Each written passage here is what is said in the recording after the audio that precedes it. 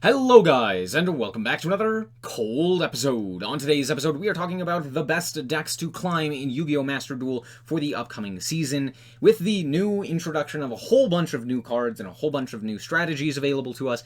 This is going to be quite interesting. Now, obviously, in the TCG, No, it's actually just the TCG right now. We're kind of in a Tier 0 format. But in the OCG, it's actually kind of Tier 1, which is, hey, the ban list did something. It didn't do anything, I'm lying to you. But SnowiKs is pretty dominant in the TCG, and it was pretty dominant in Master Duel as well, but with the release of new cards, maybe things have shaken up. So let's quickly do the analysis. We have Tiers 1, 2, and 3.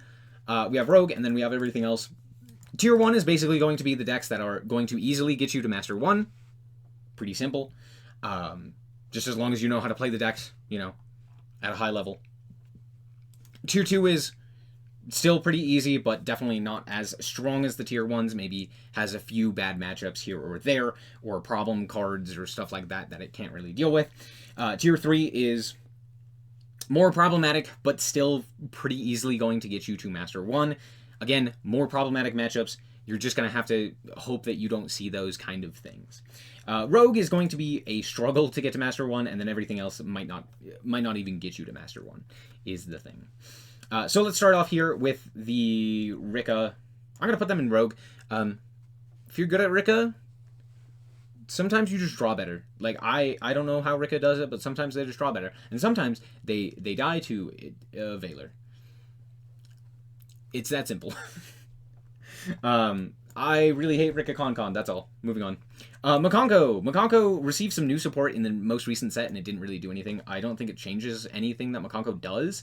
And Makonko is still Makonko. It still kind of does the same thing, where it hopes that you just kind of run into it.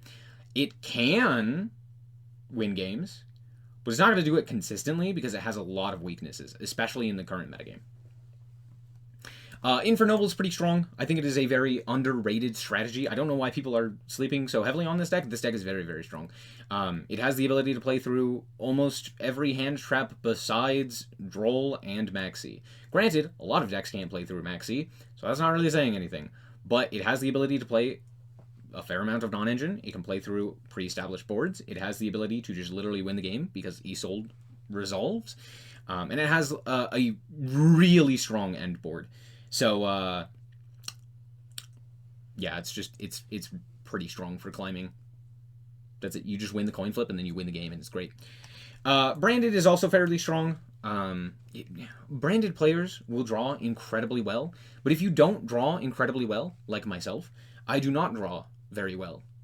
So if you're not predetermined to just have a god hand, don't play Branded. It's not very good. But all in all, like, Branded's fairly decent. It's okay. I'm actually going to move Infernoble down a little.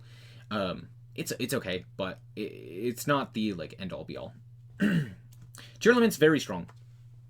Tearlament just mills better. It has a lot actually going for it, just having access to Kick Hollows.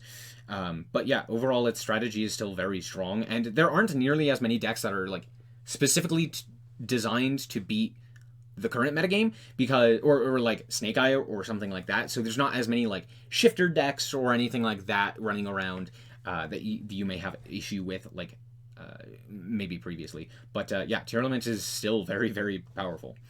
Altergeist got new cards. That's it. Chimera,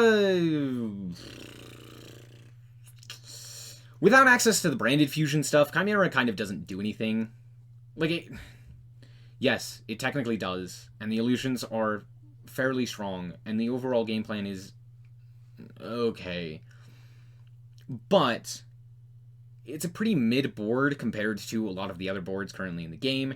It really is pretty respectful. It can run some non-engine, but it doesn't really do... It's just like a mid in terms of everything. Like, it's not particularly good at anything in particular. It doesn't, like, play an insane amount of non-engine. It doesn't have, like, an insane end board or anything like that. It's just kind of, like, in the middle.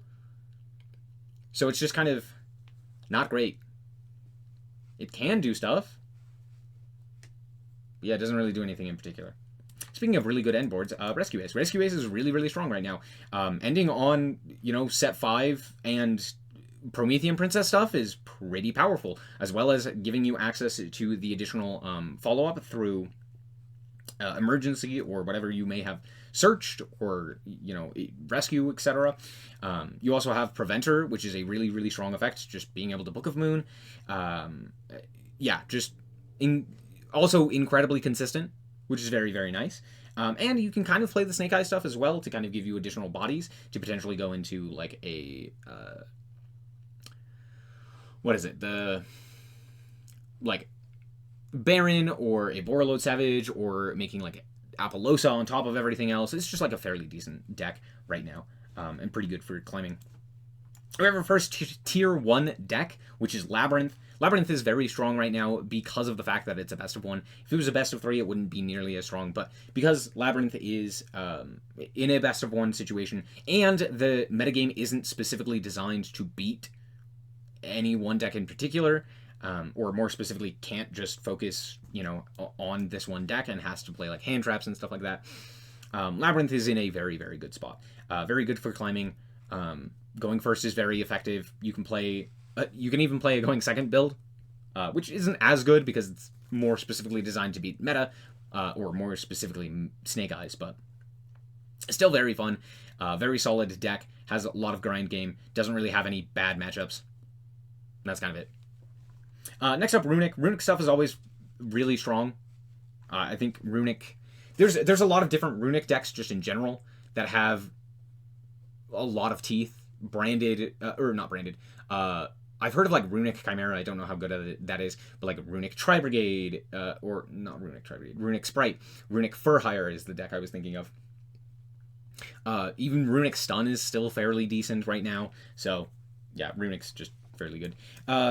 Plunder is not good. I'm sad about this because I love Plunder, but Plunder is not very good. You will have a hard time getting to Master 1 with Plunder. You probably could. But yeah, there you go. Sword Soul. Sword Soul's fine. Again, it's very similar in nature to Chimera, I think. I think it's better than Chimera, but that's not really saying much. Dinos exist. Did they get anything in the new set? No, I don't think they did, right? Not really. They're still doing their dino thing. I don't really have anything to say about them. Like, they're just dinos. They've been around for so long. They've been around since, like, 2019. In more or less the same fashion. They maybe changed a card here or there, but they basically do the exact same thing. And that is nothing. Punk is also not really doing much right now. It's a combo deck that's not nearly as strong as some of the other ones in the current format. Heroes are always actually pretty good in terms of climbing. Dark Law is a very solid card. They have insane engine. They can break boards pretty efficiently. They have like insane just custom cards. And they can end on just, Skill Drain or Macrocosmos, which hurts a lot of the metagame. So there you go. And they can have protection for those, which is crazy. So yeah, I think Hero is very good for climbing. Yeah. Next up, Super Heavy Samurai. Super Heavy Samurai is very strong for climbing. I don't think it's quite tier 1 because I do think that it loses similarly to like Maxi and Droll and stuff like that, but it can't play as many outs, which does matter a lot more. It also has a hard time against Nibiru, which is pretty common right now.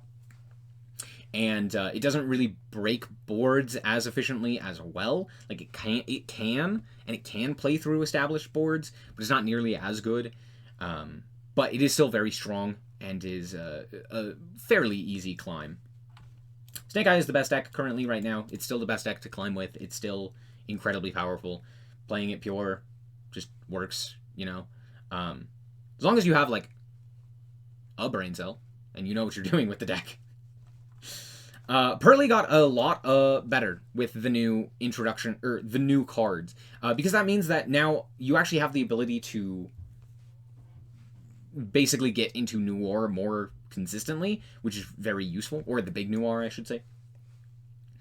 Which is very useful. It also has the ability to basically play as many hand traps and stuff like that and still do more or less what it did previously, but now just more consistently, which is very nice. So all in all, still a very strong deck to climb with. I'm actually going to put it in tier 3 for now, but I still think it's very strong. I think it could definitely get a lot better, but you definitely have to know how to actually play the deck, which takes a lot of commitment or just a deep understanding of how the deck functions. Unchained is interesting.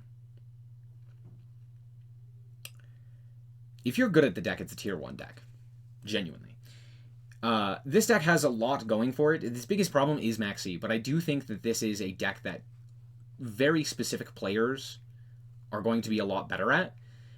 It's about resource management. It's about understanding like where you're going to be able to outshine in your opponent's deck and stuff like that. But for the most part, I don't think it's that great for climbing. I'm going to put it in tier 2. I think it's a little bit worse than Super Heavy Samurai for climbing, but it is still a very strong deck, and it is very powerful. It's also incredibly fun. And if you want to climb, a big thing about climbing is having fun. So find a deck that you enjoy and play it. So there you go. Next up, we have Spright. Spright's pretty strong as well. Very slept on. Very heavily slept on. Spright has a lot of different builds. Spright Tri-Brigade, Spright Live Twin, Spright Runic, etc. All of which are still very strong. Its end boards are incredibly powerful. It has the ability to break boards as well because of Zeus and the like. Just overall, like a very solid deck. Not insane, but very strong and definitely slept on. Mana's okay.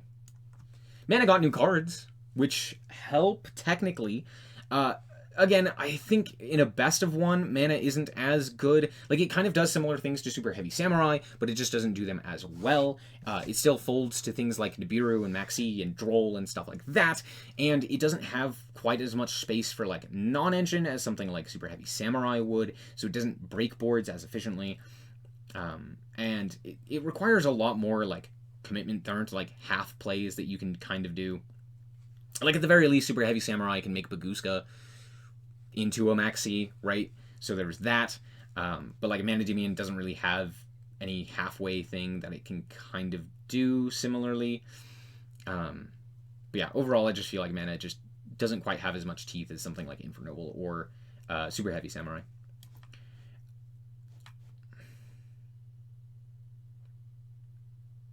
I hate Exo Sister, but it is pretty good right now.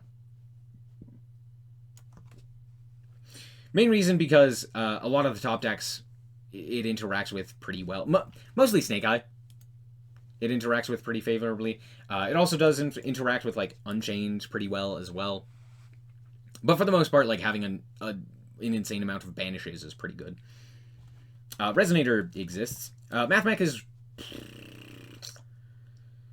Yeah, I'm gonna put Math. Okay, I'm gonna put this down here, and we're gonna move these two up. Mathmech is a very strong deck. It's the second best combo deck, which is not really saying much, but it is incredibly consistent. It has the ability to play a lot of non-engine. It has the ability to play more outs to Max C, which is very important. It also has more or less unbreakable boards, and it has the ability to top deck Mathmech Circular, which is stupid. Marincess is also, like, actually fairly decent right now. I'm going to move you down. I'm also going to move you down, and I'm going to move you down. Yeah, Marincess is pretty good. That's it. I know I just literally moved it into Rogue, but Marincess is actually pretty good. It's another cyber strategy, and it's another strategy that, like, does do pretty well for itself. Doesn't, like, fold to anything in particular. But yeah, it's a little bit too slow, and it does have a few weaknesses here or there. Yeah, that's kind of it. It's mostly just its end board is not like insane. So there's that. But that's going to be it for this. I'm gonna move you down. Synchron is so bad. I'm gonna also move Punk down. Punk sucks. Punk is not good right now. But yeah, overall that's the list. Hopefully it makes sense. I don't know. Unchained. I don't know about Unchained. I'm going to keep it in Tier 1. I feel like it's a Tier 1 deck. But that's going to be it. Thank you guys so much for watching. I hope that you guys did indeed enjoy. If you have any other questions or any other like decks you would want or questioned about, let me know down below in the comments. Anyway, thank you guys so much for watching. Hope that you guys did indeed enjoy. If you did, I like us very much, so appreciate it. And remember to always stay frosty. Bye-bye. Shout out to the Frost Guard, my members. Thank you guys so much for the support. and hope you enjoy the content.